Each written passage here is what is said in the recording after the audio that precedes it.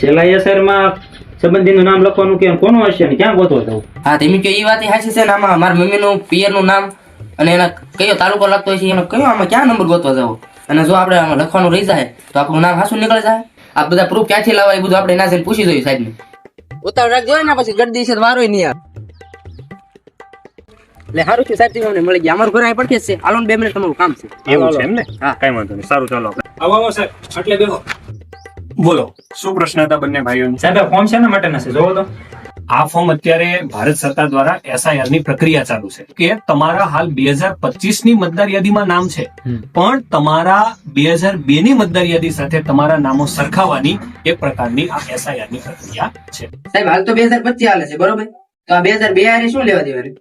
એમાં એવું છે રાજદીપભાઈ કે આપણી ભારત સરકાર એવું માને છે કે 2002 ની જે મતદાર યાદી છે એ આપણા ભારત દેશના ઓથેન્ટિક નાગરિકો છે, એટલે એના આધારે તમારે 2025 ની મતદાર યાદીમાં જો તમારું નામ હોય તો એનું તમારે 2002 ની મતદાર યાદી સાથે વેરીફાઈ કરાવવું પડે. સાહેબ મારે તો 2002 ની મતદાન યાદીમાં નામ હોય નહીં બરોબર, તો મારે કઈ રીતે પ્રૂફ કરાવવું?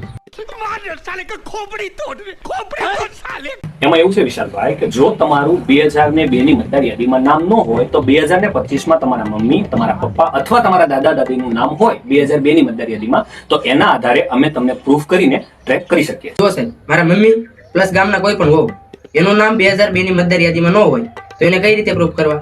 એમાં એવું છે હાર્દિકભાઈ કે 2002 ની મતદાર યાદીમાં તમારા મમ્મી અથવા તો તમારા ગામના કોઈ વહુવાળું હોય એનું નામ ન હોય તો અત્યારે હાલ આ પ્રક્રિયામાં તમારે એમનું જે પિયર હોય એ પિયરના એમના મમ્મી, એમના પપ્પા અથવા તો દાદા દાદીની વિગત જો તમે અમને ગોતીને લાવી આપો તો એના બેઝ ઉપર અમે તમને એમનું પ્રૂફ કરી આપીએ. સાહેબ માનો કે 2002 ની મતદાન યાદી હોય એમાં કોઈ પણ પ્રકારના અમુકના નામ ન હોય તો હું અમારું નામ આરો નીકળી જાય. એમાં એવું છે વિશાલભાઈ કે માનો કે તમે 2002 ની મતદાર યાદી સાથે તમે કોઈ પણ પ્રકારનું પ્રૂફ નથી આપી શકતા, તો એના માટે સરકાર તમને હજુ એક ચાન્સ આપી રહી છે. એ ચાન્સ કેવો?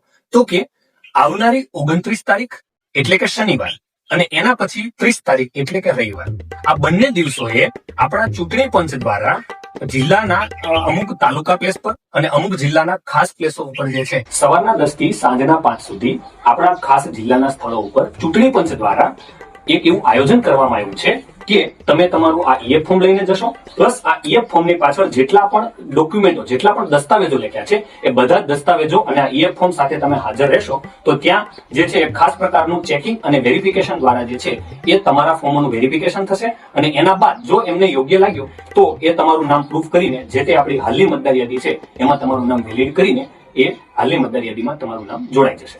જો તો તું તો ખોટી ચિંતા કરતો થઈ જાય, આપણે 2 દિવસમાં ચાલશે.